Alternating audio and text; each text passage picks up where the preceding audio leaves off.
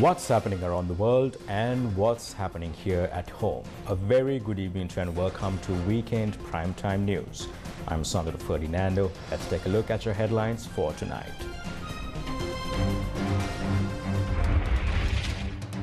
Tambalagamuwa to be second joint investment zone with India, President tells farmers. Additional Health Secretary Saman Ratnayaka remanded to provide confidential statement in courts over medicine procurement scandal.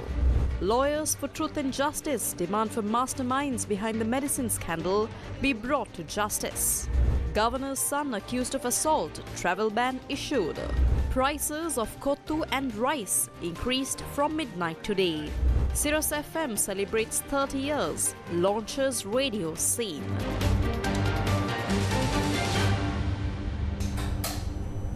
And now taking a look at one of your top stories for tonight, Additional Secretary to the Ministry of Health, Dr. Saman Ratnayaka, who was arrested and remanded over the medicine procurement scandal, told court today that he is willing to provide a confidential statement. This was when the case over the procurement, supply and distribution of the controversial medicine was taken up in court today. The Criminal Investigation Department arrested Additional Secretary to the Ministry of Health, Dr. Saman Ratnayaka, yesterday when he appeared before the CID to record a statement. Dr. Saman Ratnayaka was arrested after recording his statement for over 7 hours. Earlier today, court issued an order remanding Ratnayaka until the 14th of March, considering the facts presented by Deputy Solicitor General Lakmini Girihagamal after he was produced before the Maligakanda Magistrates Court. But at the time, Dr. Saman Ratnayaka told court via his lawyer that he is willing to provide a confidential statement before the magistrate. The magistrate granted permission for the move and ordered for the suspect to appear before court on the 4th of March to provide the confidential statement. Accordingly, Saman Ratnayaka will be remanded until the 4th of March. When the case was taken up today, the Senior Deputy Solicitor General told court that the Additional Secretary to the Ministry of Health, Dr. Saman Ratnayaka, the 10th suspect in the case, was arrested over the charges of misappropriating government funds. The Deputy Solicitor General told court that investigations revealed that Ratnayaka had a clear understanding of the emergency procurement process under the Indian credit line and had misappropriated government funds under the Ministry of Health to procure the controversial medicines. The Deputy Solicitor General said that investigations revealed that the 10th suspect and 8th suspect, former Minister of Health Kehelia Rambukwala, orchestrated a fake medicine shortage through fabricated cabinet papers to exploit an emergency procurement process, adding that this constitutes an illegal act carried out with dishonest intentions. According to the Deputy Solicitor General, the paper submitted to the Cabinet on the 26th of September 2022 warned of a critical shortage of 182 medicines in the country, potentially leading to a major health collapse within 2 weeks. But upon verifying the original file with the paper's reference number, no record of the 182 medicines were found. The Deputy Solicitor General told court that the very next day, upon the claim of such a critical situation, the 10th suspect instructed former Secretary of the Ministry of Health, Janaka Sri Chandragupta, the 6th suspect, to initiate an emergency procurement process for 285 medicines. The Deputy Solicitor General further emphasized that the 10th suspect fabricated a non-existent emergency, thereby funneling 28 medicines into the emergency procurement process. This act resulted in the misappropriation of a staggering 2 billion rupees of government funds. Additional Health Secretary Dr. Saman Ratnayaka, who was remanded earlier today, was directed to the Mahara prison this evening.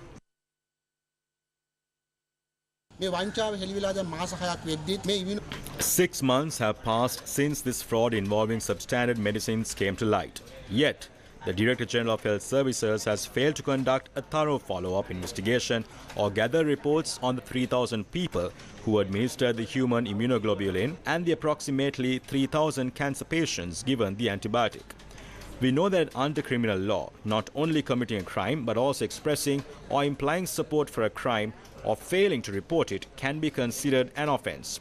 This lack of urgency in gathering evidence regarding this issue, which affects nearly 6,000 people, raises serious questions about the accountability of those currently leading the Ministry of Health. The lawyers for Truth and Justice demanded that the masterminds behind the medicine scandal be brought to justice. While only one director from the relevant institution has been arrested so far, others involved in the distribution process must be held accountable. We urge the CID to ensure a comprehensive investigation. The law should be enforced against everyone involved in this medicine scandal.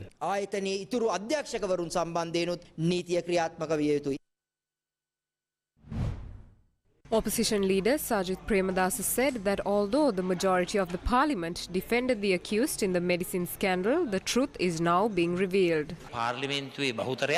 Majority of the parliament is protecting rogues. A few months ago, we brought a no-confidence motion against the former health minister Kehile Rambukwella. We brought the motion because we learnt the truth regarding the medicine scandal. But what happened in parliament? It is shameful to say that 113 raised their hands to protect the minister. But now you can see the value and the importance of the motion we brought forward. අපි ගෙනාපු විශ්වාසභංග යෝජනාවේ වැදගත්කම හෙළිදරව් වෙමින් සිටිනවා. Continuing in more local news, President Ranil Wickremesinghe remains to underscore the pressing need addresses the challenges facing the agricultural sector, affirming a commitment to prioritize the concerns of farmers in nation's rebuilding efforts. President Wickremesinghe shared these sentiments during his participation at a paddy harvesting event in Galamatia village within the Thambalagamu Divisional Secretariat. He also expressed views while participating in this event and also spoke on the special program launched in collaboration with India to develop Trincomalee. A group including the Eastern Province Governor Senthil Thondaman joined the visit following an invitation from Trincomalee District Member of Parliament Kapila Athukorala. The local community gathered to express their grievances to President Ranil Wickremesinghe.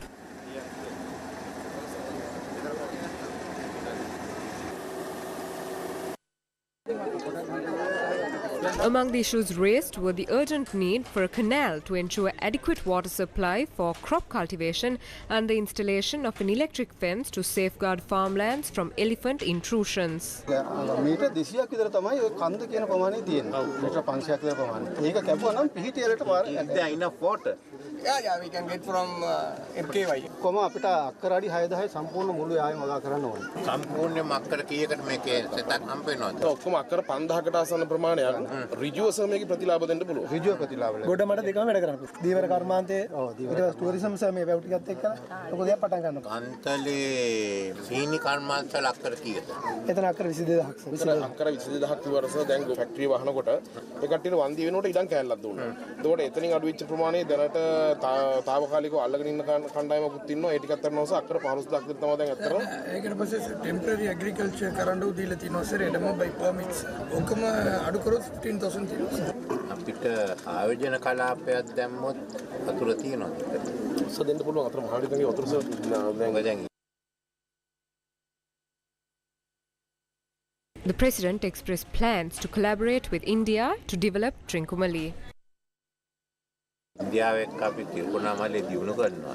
එතන අක්කර 1000ක් විතර වෙන් කරන්න යනවා ආයෝජන කලාපයකට. මම බැලුවා ඉතින් ඉන්දියාවත් ඇල්ල මේ කරනවා දෙවනි ආයෝජන කලාපයකුත් තියාගන්න වෙන කලුගඟ හරස් කරලා වතුර පාර ගත්තොත් මේ මුළු බිමම සස්ත්‍රීක වෙනවා. ඉන්දියානු ආණ්ඩුවෙන් We have initiated a special program in collaboration with India to develop Trincomalee. In addition to the Trincomalee oil tank complex, there are plans to establish a fuel supply from India via pipeline. Alongside tourism, efforts are underway to create an investment zone to expand employment opportunities. The aim is to elevate the Trincomalee port as a major port in the east and facilitate the exchange of products with South India, thereby contributing to the overall development of the Trincomalee district. We are focused on developing the agriculture industry, animals, husbandry and fishing industry in the Trincomalee district. It is imperative to enhance the agriculture industry by creating highly efficient agricultural practices. Farmers should be empowered to restore and utilize small tanks, and attention should be directed towards enhancing crop yields. To achieve this, both the government and private sectors will establish agricultural modernization centers and agricultural service centers. We are receiving support from the Bill and Melinda Gates Foundation for this initiative. While India has provided technical assistance, modern-day youths are inclined towards smart agriculture, necessitating the adoption of new technologies. We aspire to restore the country's past glory of exporting crops. We are launching the largest agricultural modernization program soon, with plans in progress over the coming months. We must export like in the days of kings. We exported coffee and tea under foreigners. We must restart our trade. We did not sustain it in our post-independent era. We have opened all these lands. We are going to expand the Mahavali project. We hope to revolutionize the agriculture industry in the next 10 years. In the meantime, since India is opening an investment zone, I thought it is more suitable to open the second zone here. The rest of the lands owned by the sugar industry can be utilized for their farming. We are creating these program plans in the next few months. We must also increase our tourism industry. We will also look into the matter of the elephant fence.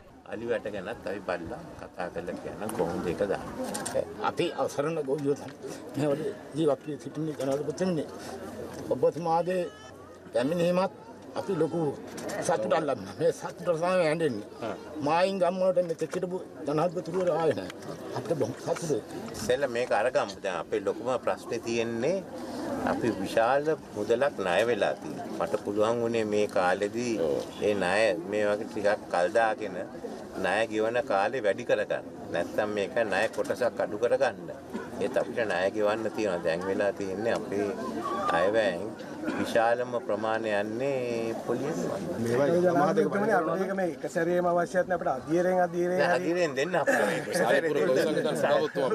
එක සැරේ දෙන්න සල්ලි නැහැ Sri Lankan fisherfolk continue to face the challenge of Indian fisherfolk illegally entering the sea of Sri Lanka and depleting vital resources. In response to these ongoing issues, Sri Lankan fisherfolk in the north are planning a protest at sea tomorrow.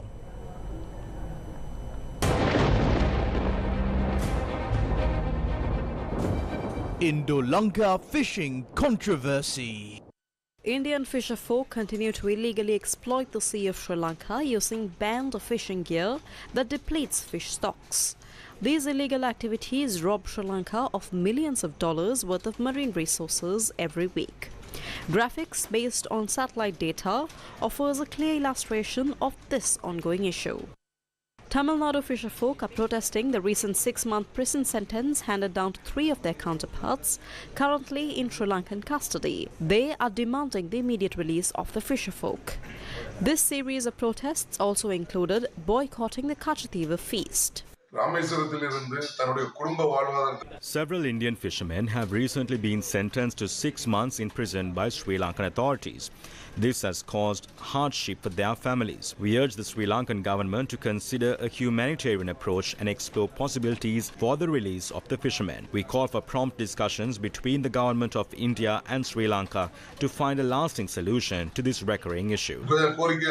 Puducherry Chief Minister N. Rangasamy has sought the intervention of Prime Minister Narendra Modi for the release of 11 fishing boats from the Union Territory, each at 10 million rupees, that have been confiscated by Sri Lankan authorities. What do Sri Lankan fisherfolk say about this?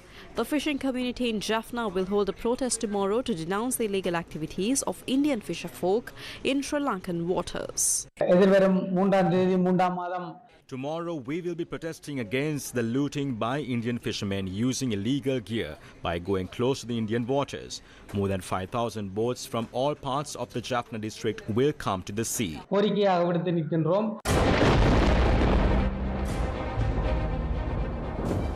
Indo-Lanka fishing controversy. Today is the 2nd of March. On the 2nd of March in 1815, on a fateful day like today, the so-called noblemen at the time ceded control of our land to the British Empire.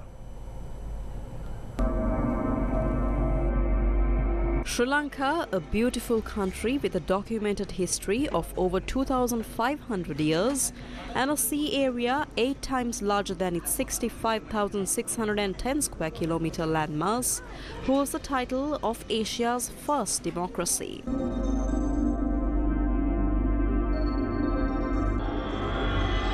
Due to its strategic location, Sri Lanka has been invaluable for the world powers throughout history. Even in ancient times, states like Mahabharat and China recognized the importance of this location and exerted their influence on Sri Lanka. Even before the arrival of Lorenzo Almeida, the island nation faced conspiracies by foreign forces. That is why the blood that flowed to liberate the island, which was attacked and placed under the command of 3 nations, namely the Portuguese, the Dutch and English, not by the arrow, the tip of the sword, but by the gun, the bayonet, is still buried in the 4 corners of the country. A nation that was never captured completely through war was defeated by the Western forces and turned into a long-term colony due to conspiracies, betrayals and agreements.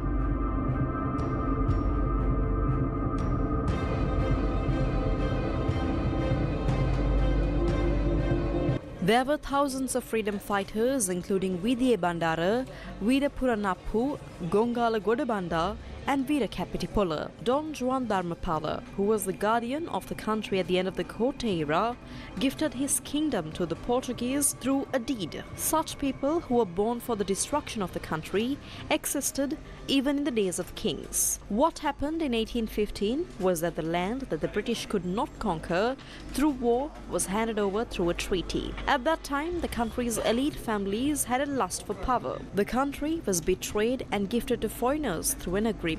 Similarly, in 1815, our country was betrayed by a few powerful individuals who signed an agreement. But the people never betray the country. It is the people of the country who gave their blood, sweat and tears to regain the freedom betrayed by those in power. In 1948 and 1972, the country was liberated because of the citizens of our country, united regardless of differences in race, religion and caste. The work of Sir Ponnambalam Arunachalam, Sir Ponnambalam Ramanathan and T.B. Jaya in the Ceylon National Association is a perfect example of the same. When we consider the future of our country today, sovereignty tops the list. Sovereignty was threatened in history, and it may be so in present as well as the future. The most suitable lesson to avert or overcome such an obstacle would be to reflect on the history of our own country and learn from our mistakes.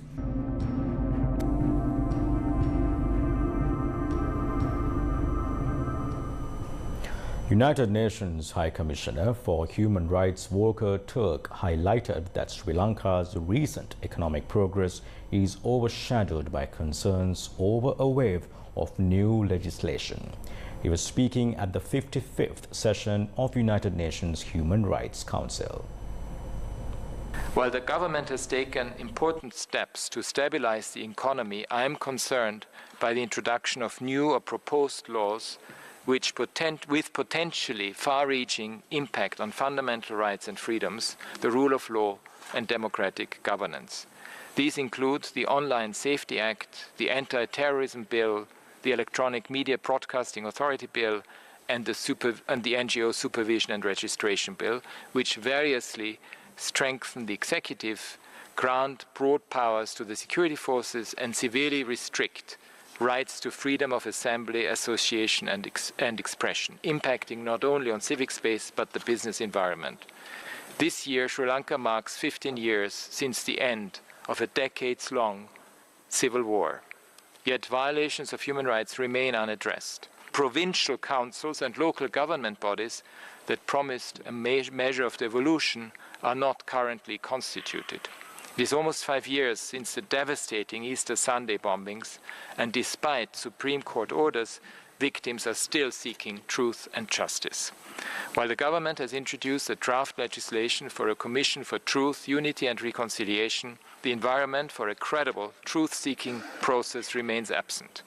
My office continues to receive allegations of surveillance, harassment, and arrests by security forces of civil society representatives, journalists, and victims, as well as of people who have been involved in organizing commemoration events for victims of war. Last week, the appointment of a new Inspector General of Police was confirmed, despite the Supreme Court's finding that he was responsible for torture of an individual in 2010. These cases highlight the need for comprehensive security sector reform. Meanwhile, police said a travel ban was issued against the son of the governor of the Uva province, H.A.M. Muzamil, following a complaint filed at the Valavatta police station. The complaint alleges that the governor's son assaulted a young woman. On February 29th, a young woman residing in Park Road, Havelock Town was allegedly assaulted.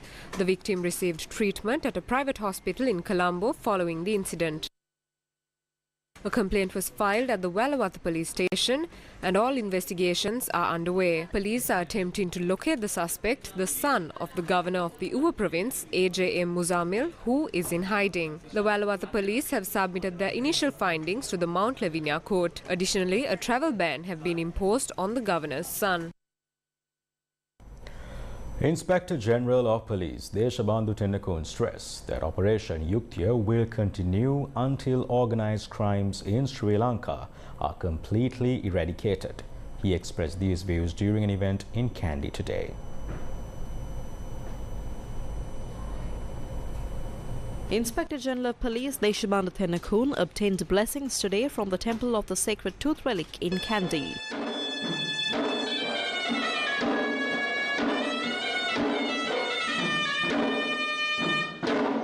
He also engaged in a cordial discussion with Diyawadna Nilame of Kandy, Pradeep Nilangadala. යුක්තිය මෙහෙම බොහෝ විට දැන් කියනවා ඒක දැන් නවතිනවා කියලා. ඒ කියන්නේ දැන් බොහෝ විට යම් ආකාරයෙන් මේක මානව හිමිකම් කඩ කරනවා කියනවා විවිධ ප්‍රශ්න කියනවා. ඒ යුක්තිය මෙහෙම නවතිනවා. දෙසැම්බර් මාස 17 වෙනිදා We will continue Operation Yuka, launched on December 17th. As Acting Inspector General of Police, I initiated this operation with the hope of eradicating drug trafficking or drugs in Sri Lanka. We have not yet fully achieved our goal of eradicating drug trafficking. Organized crimes related to drugs persists across the country. The operation will continue until we achieve complete success. අපරාධ තාමත් දිවෙන තැන්ත සිදු වෙනවා. ඒවා සම්පූර්ණයෙන්ම නවතිනතුරු මේ මෙහෙම කණ්ඩායම සිදු මේ මාස දෙක ඇතුළත මාධ්‍ය වාර්තා කරන මනුෂ්‍ය ඝාතන විතරක් 80කට පාසල් ප්‍රමාණයක් සිද්ධ වෙලා තියෙනවා කියලා. මේ පිළිබඳ යුක්තිය මේ ප්‍රතිඵලයක් නෑ නේද පොලිස්? මනුෂ්‍ය ඝාතන 80ක් සිද්ධ වෙලා නැහැ. There haven't been 80 murders. A specific number of incidents occurred. When a lamp runs out of fuel and sputters, its flame might flicker brighter for a moment before going out completely. Similarly, these recent incidents might be a temporary surge before the problem is addressed. I hope to see this fully eradicated soon. The IGP visited the Malwatu Mahaviharaya to obtain blessings from the Mahanayaka of the Malwatu chapter of the Siam sect, Most Venerable Sri Sumangala Thera. He also visited the Anunayaka of the Malwatu chapter of the Siam sect, Most Venerable Nyangoda Vijitasiri Thera. The Allon Restaurant and Restaurant Owners Association announced price increases for several food items effective midnight tonight.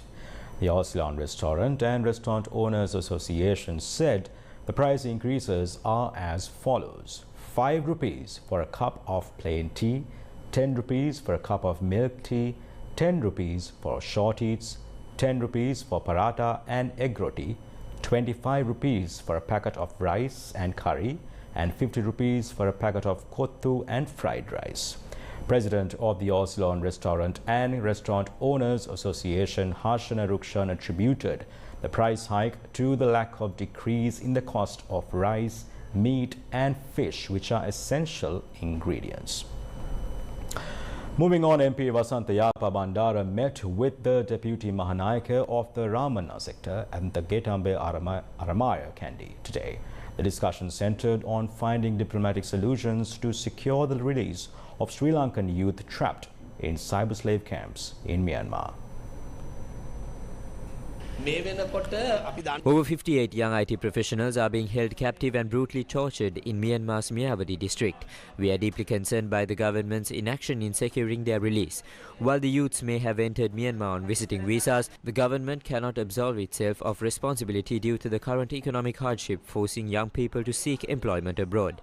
These children had to move abroad in search of jobs because of the current state of the country. The government is responsible for these youths. Therefore, we are urging the government to conduct sufficient intervention in this regard.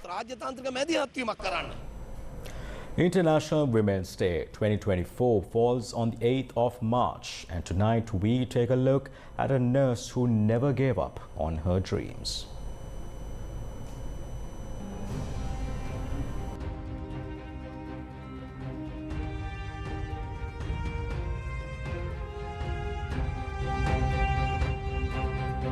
This is Dulania Shika Paris. She serves at the neonatal intensive care unit of the Polonnaruwa General Hospital and takes the role of a loving mother for these children. She is not just a nurse. She is a loving friend to the mothers who just gave birth. The service rendered by nurses like Dulania Shika is priceless at times of crisis.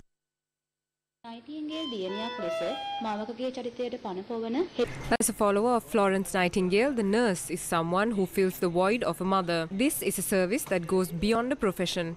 Being a nurse means being kind and displaying qualities of a mother. I think the reason so many nurses in the world are women is because women possess these qualifications from birth. During such challenging times, let's fulfill our duty to our fullest capacity.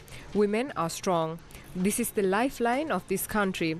Let's stand together in the face of obstacles. Women are born leaders.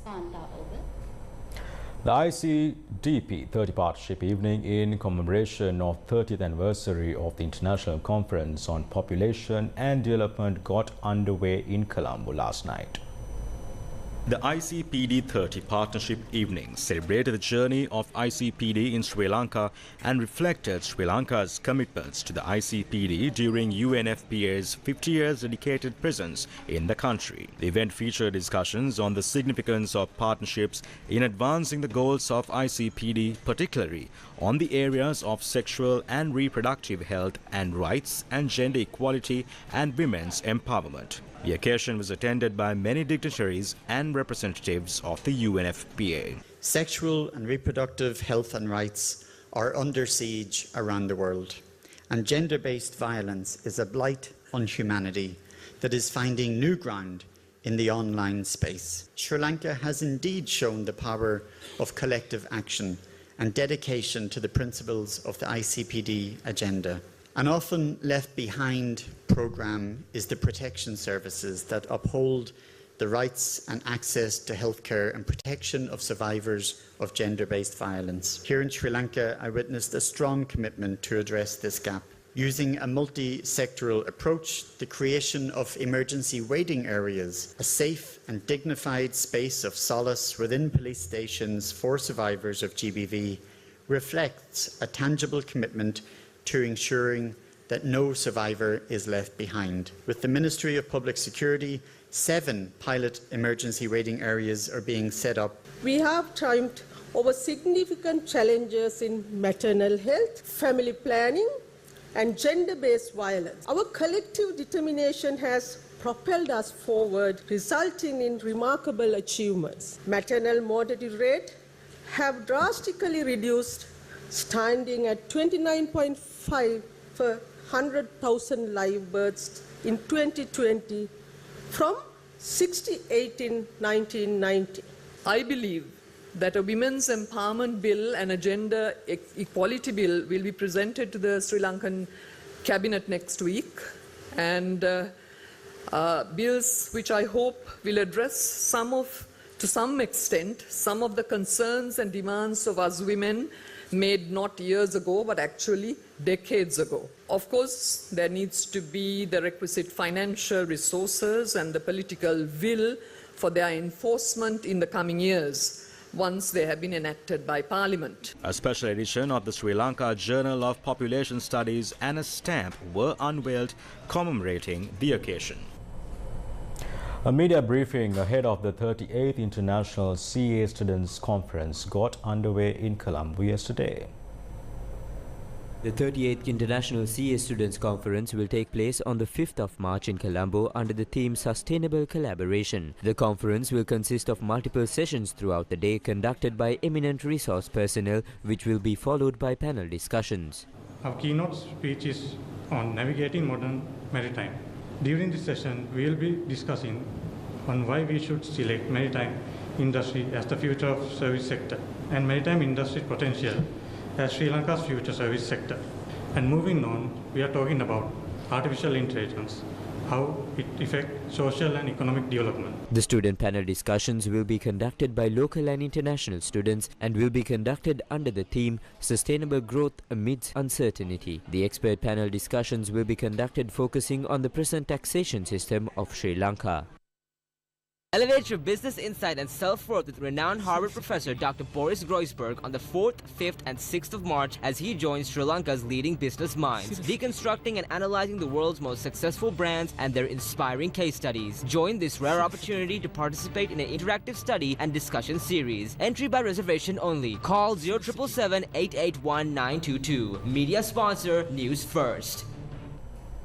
Sirasa FM, a pioneer in revolutionizing Sri Lanka's radio landscape, celebrates its 30th anniversary today.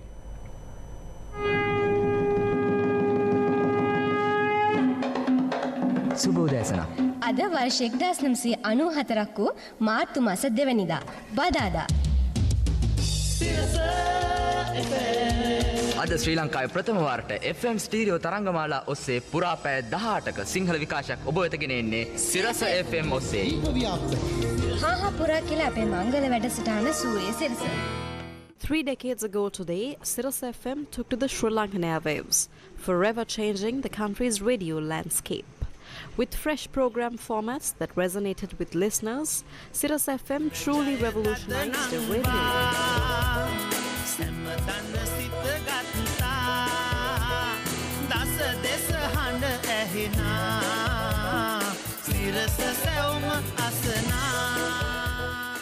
Programs like Surya Sirasa, Lovin Kadala and Dahasak Mal continue to be listener favorites, a testament to the enduring impact of Sirasa FM's innovation. On the 24th of January 1995, Sirasa FM etched its name in history by becoming the first singular radio station to broadcast 24 hours a day. Sirasa FM. Sirasa FM has dedicated a significant portion of its airtime to elevating the listener experience, striving to hold the highest artistic ideals of radio broadcasting.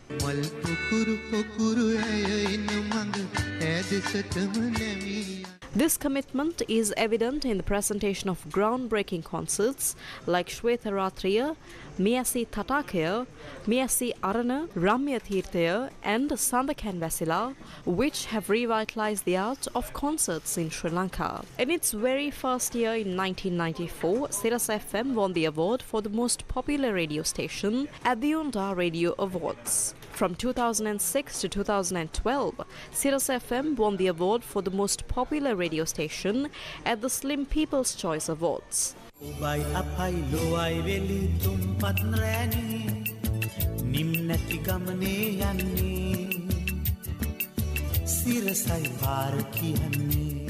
Sirasa FM, a station that has transcended the limitations of radio by serving the people for 3 decades, will forever hold a special place in the hearts of Sri Lankans.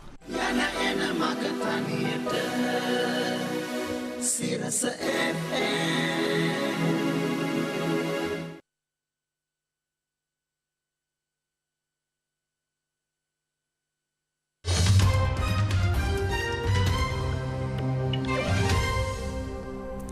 Iran's vote for new parliament got underway in an election marked by frustration over economic woes and restrictions on political and social freedoms. The election is the first formal measure of public opinion since anti-government protests in 2022 and 2023 spiraled into some of the worst political turmoil since the 1979 Islamic Revolution. Iranian officials and even Supreme Leader Ayatollah Ali Khamenei urged the public to cast ballots, but polling stations in the country's capital Tehran appear to have few voters. About 15,000 candidates are vying for seats in the 290-member parliament, formerly known as the Islamic Consultative Assembly. Out of them, only 116 are considered to be relatively moderate or pro-reform candidates. Those demanding radical changes are banned or did not bother to register, given widespread disqualifications by authorities.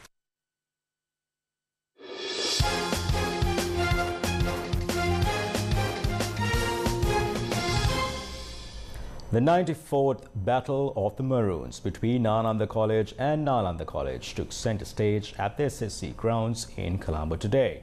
The official media sponsor for this year's Battle of the Maroons is the Sirasa Media Network.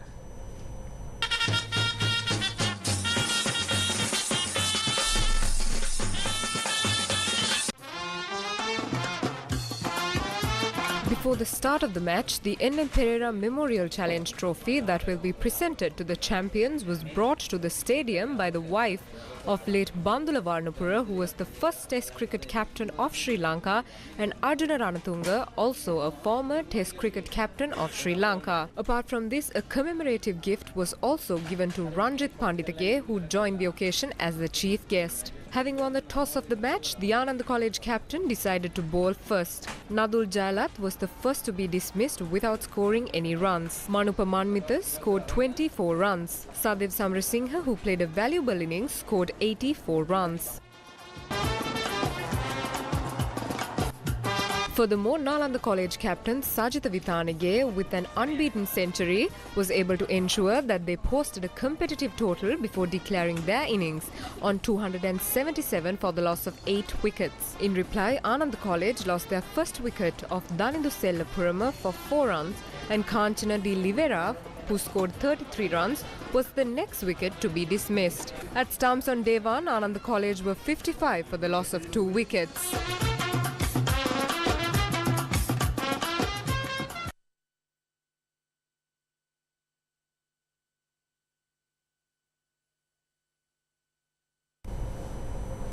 And with that, we wrap up Primetime News for tonight. Thank you very much for joining us. Do take care and good night.